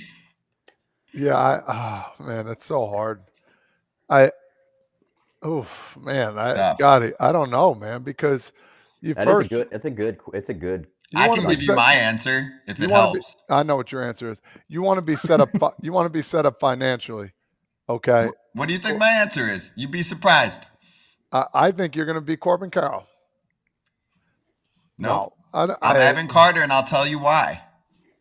I won a World Series title, and now this offseason, I can tell my agency, hey, go get me that Corbin Carroll contract. But I do you just put think it he's going to together for get? Texas. Yeah, but he's not gonna get Corbin that? Carroll. I know, no. I mean, but you can try and negotiate it. I would say, I mean, if he goes to them right now, it's probably in the 50-60 range Yeah, over a okay. 6-year, 7-year deal, something like that. And if he puts together a few good months to start the next season and shows that it's still very legit and he's going to be, a middle of the order hitter with that kind of plate discipline, dude, I'm telling you, I think the Rangers are going to lock him up to a long-term extension. I do. I think he got it. We've already seen it in the postseason. I know it was a short stretch, but I just think the way that his plate discipline was special. I heard him describe the way that, the simplicity of his approach. Obviously it's much more complex if you break it down, but like to sum it up in one sentence, he said, I'm aggressively picky. I had never heard that before. I liked that. It's like 3-2. I'll take it's full count Carter. Yeah. But then next AB, he gets one that he likes, and he'll first pitch bomb it to center. So Well, he's got both. and 21 years old is pretty impressive. What he was able to do at 21 years old, dude. 21, and he's going to play center field for them long term. I know he was in a corner, but he's going to play center field for them. They were platooning him in the playoffs. That's not going to happen long term for him during the regular season. He's going to be able to hit left-handed pitching. So I'm just saying, I think that as long as he stays healthy, he's going to be pretty wealthy, and he's already got a World Series title. And he gets to play with Texas. He can fly. And the Rangers have more resources, Plus, anyway, his we talked about this the other day. You got some attention for this when you asked Max this. Like, Carter signs a deal for the same price, it goes a longer way. He doesn't have the income tax. True that. Yeah. So anyway, it's an interesting one because many guys chase World Series titles their whole career, and I think Arizona ended up in a spot like this, not realizing how quickly they'd get there. You just never know. And that's why all of a sudden an injury, that's what I think about. Get financially set, all of a sudden a crazy injury, knock on wood, nobody gets. But now you got 10 to 15 years of fighting to get get one World Series. So yep. We're going to get Ken Rosenthal up and running in the next couple minutes. So anyone in the chat right now that has questions, let us know. And we did get a signing because I was bitching. Yeah, your big mouth. Big ass mouth. Well, you know what? It worked out. Exactly. Let's sizzle. Hot corner time. Kyle Gibson signs with the St. Louis Cardinals. That's what's being reported. We're on, and I don't have the same technology going as I have in the past here for most shows. So here we go. Contract agreement with the Cardinals. We don't have any money yet, I don't think. But he's coming off 192 innings, which nowadays you're an absolute workhorse. There's not many dudes that get close to 200 innings anymore. He had a 4.73 ERA. The Orioles needed a guy in their rotation to eat innings. He definitely did that. Low strikeout guy, but low walks too, right? He'll keep the ball in the zone and give you innings, and very likable. He was on a 1-year, I think it was about $10 million contract this past season with Baltimore. So this is a number 5 starter really nowadays on a competitive ball club. And for St. Louis, it's fine. They just signed Lance Lynn yesterday. They said that they wanted to add. They pushed it to 2.5 starters. That's what Tarek Gould told us yesterday. Which the half is just like, hey, we want guys to eat innings. In my mind, it's like, all right, you got Lynn, you got Gibson. Now, where's the 1 or the 2? I think that's what Cardinals fans are going to be looking for. Where is my top dog, whether that's via trade or one of the big signings? Like Derek said, hey, you never know. Maybe they finally do push their chips in and make a play for someone like Yamamoto. But this is a good one for me, Todd Father. They need innings. I mean, they did not have a good starting staff. We knew that before the season started. That was the problem with them. And we were like, can they overcome that? And the answer was no. And they said that they needed to redo how they looked at pitching, right? Like in terms of their thought process, in terms of what they were going after. The one thing I will say is the Cardinals mentioned how they wanted a lot more swing and miss in their rotation. That was a huge issue for them heading into the season. Kyle Gibson's great. He's going to eat innings for you. He is not a swing and miss guy. He's one of the lower, swing and miss pitchers from a starting role in the big leagues. So I'm curious to see if they still go through with that, or if that was more of a, hey, we're going to try and draft guys that are more on the swing and miss side, which is like what, I don't know, 28 or 9 other teams look for these days. Yeah, and it seems like if that's what they were going for, I mean, these guys are strike throwers. They're going to get hit. So that's not specifically what they wanted. But I know a good thing about Lance Lynn and Gibson. They both played in Texas together. I was on that team. 2 very good people, 2 veteran guys that are going to help any younger pitching staff out as well. So guys coming up. I don't know. I don't know what the Cardinals are trying to do here. I think it's a nice pickup. I mean, Gibson's, like I said, they're both going to give you innings. It's just a matter of how good they're going to be. How long can they go 6 to 7 range, which would be awesome. And that'll be a good thing for the Cardinals. But yes, 2 veteran guys. I like to see it. They're older. They're still playing. Need a lot more guys like that going, Brock. I'd like to play one more year, Todd. How about you? Yeah. It's Brock's theme of the offseason. I'd like to play one more year. No, I love the Gibson signing. I played with him in Texas too, before he got traded. Good dude. Good to have him in the clubhouse. He's a professional. He's going to take the ball. He's going to give you innings. He's going to get outs. He's a good pitcher. So I like it. It looks like about a year and $12 million with a club option for 2025. So he gets himself a little raise. All right, let's bring in our FT Senior Insider, Ken Rosenthal, with a little more on this right now. Ken, great to see you, and we'll talk holidays in a moment, but Kyle Gibson is, the first kind of bigger signing of the day, and hopefully there's more. What do you think of this ad for the Cardinals, who clearly need to fill some innings? But I don't know if you heard me mention, they were stressing that they need swing and miss. Kyle Gibson's not swing and miss. I'm fine with what they're doing, but they've got to do more. It's as simple as that. They still need an ace. So if you bring in Blake Snell or even Sonny Gray, then I'm more comfortable with this. But as it stands, I love both these guys. They are both, as Todd and Brock mentioned, great clubhouse guys, innings eaters, but they're both 36. Lynn did not have a good year. Gibson had a pretty good year. It's just, if you're the St. Louis Cardinals, you need more. You need better. And we'll see if they get better. Now, keep in mind, they don't have to sign Blake Snell or Sonny Gray. They can make a trade for Corbin Burns, a Dylan Cease, a Tyler Glasnow, a Shane Bieber. But again, they cannot stop here. I am quite certain they are not stopping here, but I want to see what the rest of this picture looks like before I proclaim this a great success.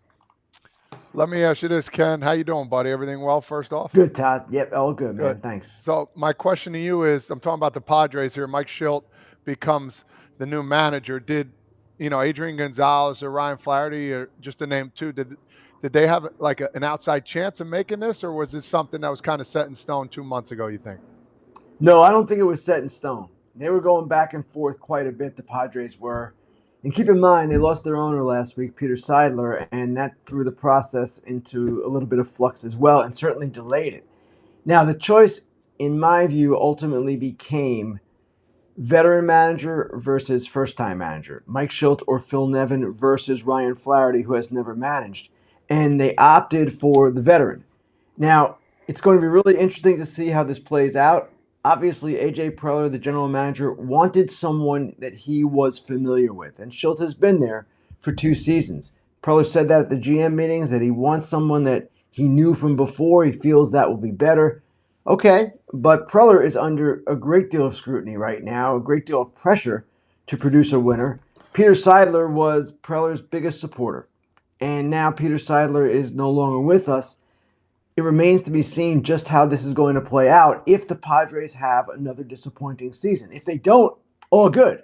But keep in mind, Blake Snell is a free agent. Michael Wacha is a free agent. Seth Lugo is a free agent. Nick Martinez is a free agent. Josh Hader is a free agent. They have to reconstruct their entire pitching staff, and it's not going to be easy to do. Do you think that someone like Schilt will make a difference? Because, I mean, I asked this question to Todd. I think it's a perfect question, for someone who's been around clubhouses with stars too around him, including himself, being like, hey, the Padres weren't particularly an injury-prone team this past season, and there were plenty of standout performances. We obviously read all of the work that you put together there for The Athletic and your stories. So Mike Schilt takes over for Bob Melvin, who's one of the most respected managers in the sport. Do you think that someone like this can offer a difference, maybe because he was working hand in hand with AJ Preller, so at least those two are more on the same page? You think that's the approach here? I don't know, Scott, and I don't know how the clubhouse is going to react to Mike Schilt. That's an unknown right now. That's a clubhouse with some pretty prominent veterans, starting with Manny Machado, but of course Xander Bogaerts, and at least for now, Juan Soto as well. So you have a new man coming in, a guy who has managed before and managed successfully, was a manager of the year with the St. Louis Cardinals, but it remains to be seen whether he can command that group. And in our reporting, in the story we wrote last September, we made the point that the clubhouse wasn't necessarily fractured. It wasn't a situation where the guys didn't like each other. Now, there's been a lot of talk around the game that the guys don't like each other. Machado, Soto, Bogaerts, Tatis, this whole thing. But that wasn't the impression we got from all the people we talked to, and we talked to dozens. So the real question then becomes, how do you get these guys to play as a unit? That seems to be the issue. And this is a team that has guys who have done a lot of impressive things individually. Now they have to learn to do them as a team. Whether Mike Schilt can make that happen, that remains to be seen. So my question to you now, let's switch gears. Yamamoto, he's up and running this morning. Well, for one, what does his market look like? And for two, which New York team is going to get him? His market is vast, Todd, and I don't know that either New York team is going to get him. No. The Dodgers are in, the Giants are in. Virtually every team in need of starting pitching is going to pursue a guy who is 25 years old. Hitting the market at 25 is extremely rare. Doesn't ever happen. And not only that, he's the three-time winner, 3 in a row, of the Japanese Cy Young Award. He's been an MVP over there. He has statistics that are just stunning. Now, he's 5'11". Teams are going to have questions about that. The shorter right-hander bias or bias against those types of pitchers that is historic in the game. It's kind of always been the old wives' tale, scout's tale, and not without complete reason. But we also have seen a number of shorter pitchers succeed. And yes, I'm going to defend my short guys now. Stroman, Sonny Gray. Hell yeah, Ken. Short right-handers aren't always these guys who can't do it. I seem to remember a pitcher named Pedro Martinez. Wasn't the tallest. He was pretty good. Yamamoto, I'm not saying he's Pedro. No one would suggest that. But he's quite accomplished over in Japan, and teams want him for a reason, and they want him badly. Yeah, Kenny, short guy. Sorry, Todd, you want to follow? No. Go ahead. Yeah. We're talking about short people, so I figured I'd just throw it over to your boy. Okay, and don't forget about me, Ken. I've got the slowest pitch ever recorded, so you can put me in the page. That's right, Brock. I forgot. Yeah, you can throw me in Another there. beleaguered short right-hander, man. Not fair. Yeah, that's right. So free agency, obviously, I mean, I'm sure your head's spinning, your phone's going off nonstop, but I'm more interested in trades. We know about the free agents. I'm more interested in about the trades. Obviously, we hear Juan Soto, maybe Pete Alonso, guys like that. I want to know if are there any under the radar guys that you're hearing that could be on the move that may impact a team tremendously this offseason? Brock, it's funny. People ask me all the time, what is going to be the big trade that no one sees coming? Yeah, and that's kind of what you're asking. Know. Yeah. And when people ask that question, I would say in return, if I knew the answer, then I would report it, and we know it was coming. Okay. But you're right. Well, that's not fun. No, I know. You're right, though. These things sometimes come out of nowhere. And there's going to be a lot of talk about the obvious trade candidates, like you mentioned, Soto and Alonso, Corbin Burns that I mentioned, Tyler Glasnow, all those pitchers. I am certain, relatively certain, I should say, that there will be at least one surprise or two because things always happen along those lines. Who it might be, that's really difficult to say, but I can see, for instance, a team like the Orioles doing something big because they have such a base of prospects. So maybe they can surprise us. Maybe the White Sox trade Dylan Cease. Now, that's something that's been talked about, but that would be a big move. 2 years of control with Dylan Cease, pretty good for any team that gets him. Other than that, it's just difficult to predict. It's just hard to know. And that's the beauty of the offseason, right? When we get our heads spun around and we get shocked, that's kind of what makes it all fun. Off season for us, on season for you, Ken. Oh, yes, that's right. That's very true. Always, Brock. So I'll phrase it this way, Ken. Of the, I think, 4 big starting pitching names that are popping up, do you think there is either, do you want to rank? I'll give you the option. Who's most likely to get traded to least likely, or at least give me the guy who you would be surprised if he doesn't get moved. And you know probably the 4 I'm talking about. Corbin Burns, Shane Bieber, Tyler Glasnow, and who am I missing? Dylan Cease. Earlier in the offseason, I would have put Burns at the top of that list. I'm not so sure now. I'm hearing things out of Milwaukee basically saying, you know what, we can compete with Burns and Adames and Williams for one more year. Devin Williams, the closer. Maybe we go about it that way, then trade those guys at the deadline if necessary.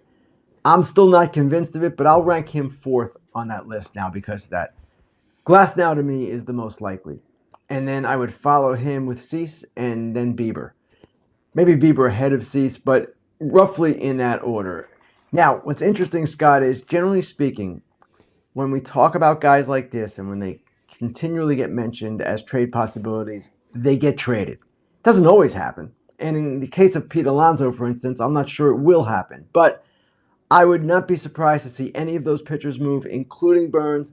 But I would say Glasnow, because of the Rays payroll situation, is the most likely. They have never had an opening day payroll above around $83 million. They're projected right now to be at $125.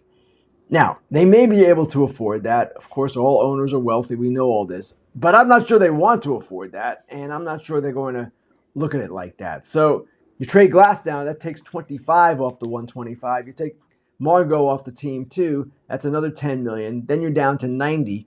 And then maybe they can do some things to add, get up around 100. I'm not sure. But Glasnow is the one I have a hard time seeing him staying with Tampa Bay. Let's move down to Atlanta Braves. They keep signing these little dink and dunks here, like they're finding ways to get guys here that might, Ronaldo Lopez, he might all of a sudden be that rock star that they're looking for cheap. And then Aaron Bummer. I mean, there's some signings that they're getting that just make tons of sense. How do they keep doing it? And do you see them keep rolling here with signing new people left and right? Well, first off, Todd, they are going to do more. And they need a top of the rotation starter. Now, I'm not sure whether they will trade for one or sign one. Really, Blake Snell would be the one guy that I would classify as top of the rotation, along with Yamamoto. I'm not sure they're going to be in play for either of one of those guys. And their farm system, while good enough, is not as deep as some. So it's going to be really interesting to see what they do. But you ask how they do it. Alex Anthopoulos, their president of baseball operations, is not only one of the most creative at his job, he's also one of the most aggressive. Every November, he is active. Other teams wait. Anthopoulos, like Dombrowski in Philadelphia, he likes to move. And we see what he's doing here. Bummer should help their bullpen, right? And they've got him under control for 3 years if they want. Ronaldo Lopez, initially when I saw 3 years, $30 million, I thought that's a pretty good deal for a reliever, but he might not be a reliever. They might use him, or they plan to use him, I should say, as a starter. He's going to prepare as a starter this offseason. They're going to stretch him out during spring training, and if they have the right need at the time, they can use him as a starter. Maybe they can use him as a bulk guy, however they want. So they are a team that does a really good job of filling holes and filling them aggressively. they still have a hole at the top of the rotation. And when I say that, I'm not talking about for 24 necessarily. Max Fried is back. He's great. Charlie Morton is back. He's really good too. But those guys are both free agents after 24. So they're going to be looking for a pitcher who can be their ace beyond that, not knowing whether, of course, they'll be able to keep Fried or Morton. So, Ken, fan questions flowing in here, and in the interest of time, I'll just take two and combine them because one's going to be, I think, an easy answer for you. D-Rod said, will the Dodgers have the wallet for Yamamoto if they sign Ohtani first? And yeah, the Dodgers are rich. They'll be fine. They can sign both. But you can comment, but I'll ask the other one so you can do both at the same time. From Tato or Tito. Ken, could you see the Marlins trading from their surplus of starting pitching to get more offense in return? You know, we're talking about the Braves. We're curious to see what the Mets do. I mean, we forget the Marlins made the playoffs in the NL East. I know they have new leadership in their front office, but I'm curious if you've heard anything about them or what you could see them doing. I would imagine they'd have to be more creative like Baltimore since they're not going to spend that much at the top of the market. Scott, first of all, I would be surprised if any one team gets Ohtani and Yamamoto. And it's not simply because the price would be, I don't know, maybe $700 million combined. It's also a custom that Japanese players sometimes follow that sometimes applies, sometimes doesn't, where they don't necessarily want to be on the same team. We've seen this be sometimes a rule, sometimes an exception to the rule. I'm just not sure how the dynamic between them would work, but the money alone should be prohibitive. Now, the Marlins, I'm not sure I see them as having a surplus. And I say that because Alcantara is coming off Tommy John surgery. He will not be available this season. So they have a pretty good rotation, no question about it. But I would think they're going to want to keep that intact. The way for them to get offense might be to obviously sign one of the bigger free agents. The problem there is the offensive group of free agents isn't that good. So maybe, as the questioner suggests, that's the way to go, trade a starting pitcher for offense. We'll see what Peter Bendix, as their new president of baseball operations, does, because it's an interesting question there. And we know they're not going to spend a lot of money. That's something they don't do, but they've got Soler as a free agent now. They definitely need offense. They needed offense last year. So we'll see how that plays out. All right, last two from me, quick hitters here. Ken, will you have your phone on the table during Thanksgiving? I'll have it, but I'm going to try to keep it off. Put it that way. Most you know of the what? time. I mean, if there's stuff going down Thanksgiving Day during dinner, Todd, shame on whoever is making that deal. Hey, listen, you are correct there. And what are you most looking forward to Thanksgiving food-wise? Like, what is your favorite thing? Like, you can't go without on Thanksgiving. Stuffing. I would say stuffing.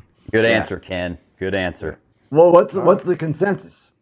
No, wait, no consensus. I've been asking everybody. Todd likes Cuban sandwiches. I said we got corn casserole from one of our college stars that we spoke to. So Cannon. It's kind of all over the map. We're getting the full menu right now. So Stuffing. Hey, well, it's all good. That's why. I'm with you.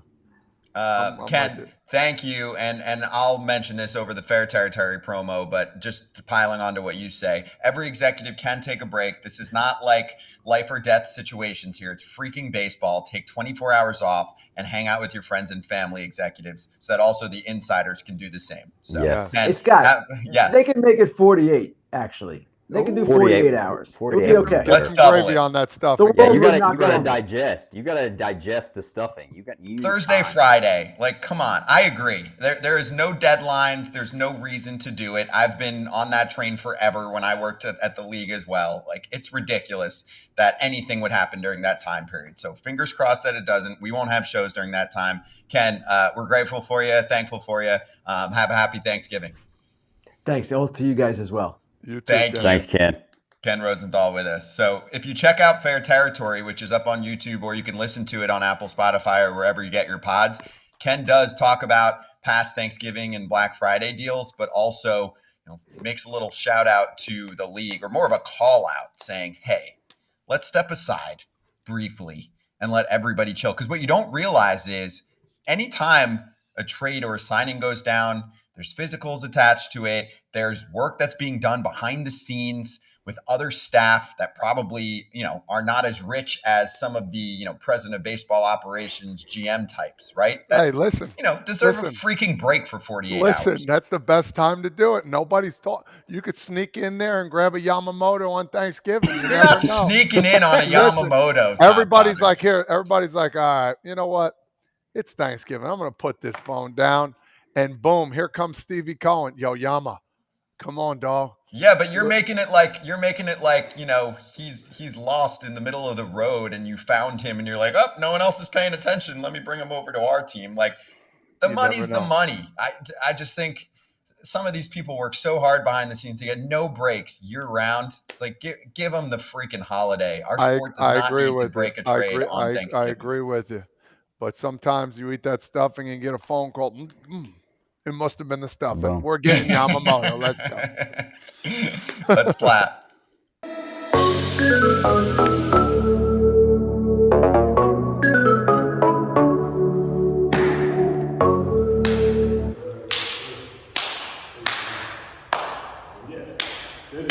All right, so we want to continue to shout out all of the great work that the Pedro Gomez Foundation is doing, and they have their charity event that's coming soon in early December. So look out for that, and also some of the giveaways and the auctions that are involved there. So that includes bidding right now on a weekend getaway, 4-night stay at a Telluride condo, cozy holiday home nestled in the peaks of Colorado's legendary winter wonderland. The pictures are immaculate, so check that out. A lot more information, as you can see there on their account. They've been pretty active on socials at PG Foundation _. If you don't know, we've talked about him a couple times about Pedro Gomez. He was a very important part of our game. Gone way, way too soon, surprisingly, passing away a couple years ago. And he is very much missed. And we're trying to carry the legacy by raising money for a great cause. So check all that out when you get a chance. And we are going to be in Las Vegas. Not you guys, but FT is going to be in Las Vegas. Pierzynski and Kratz and some of the others will be out there, like Corbin Carroll mentioned, with a number of player interviews. So look out for more information. We'll be at Mandalay Bay in Vegas. Most of us leave on Sunday, this coming Sunday, actually, and then we'll be there up until Wednesday. So if you happen to be out there and want to say hello and talk to us about, if you live out there, the Vegas A's, we're here for you. Otherwise, we'll be doing shows. So look out for that. We did get one question from the fans before we go here from Rocky saying, do you think the Blue Jays will make a splash this offseason? The Blue Jays have not been talked about a lot, but I did hear an interview the other day from a writer, and I'm forgetting his name. I'll bring it up. We'll try and bring him on. I got to look back where I was listening, but he said that the Blue Jays, he heard, have two budgets. They have a normal budget and a unicorn budget, and that they are definitely going to at least try for Shohei Ohtani. Well, unicorns aren't real, man. So maybe that budget's not real. They're going to try and make a splash, but I don't think anybody's going to go. If you want, that's my answer to Rocky. Sorry, bud. You don't think they're going to do anything? No, I think they'll get some, some here and there, but I don't think it's going to be any. The splash isn't going to be that big. Rockstar? Yeah. I mean, I think I agree. I don't think the splash is going to be big. I think they need to. I think they need to do something big. Yeah, I think they need to do something big with some of the talent, the young talent that they have. That's they're getting older year in year, and you're going to lose some of these guys who are there and can help you win. So I feel like they need to do something, to help the Vladdies, to help the Bo Bichette's. I just don't know if I don't know. I don't think they will. Either next time we have Ken or when we have more time on a show, we'll make sure we focus on Toronto. We haven't talked about them a ton. Haven't seen them pop up much. I know that, some of the conversation has to be about Bo Bichette and Vladdy Jr. too, but making sure if you want to keep those guys long-term, they're getting more expensive. So maybe throw something their way. Anyway, guys, thankful for you. Have a happy Thanksgiving. We'll see you guys down the road. FT is back though for one more show on Wednesday before the holiday break. And thanks to Corbin Carroll for joining us as well. Go get it. Go get those Cuban sandwiches, baby. All over the Thanksgiving table.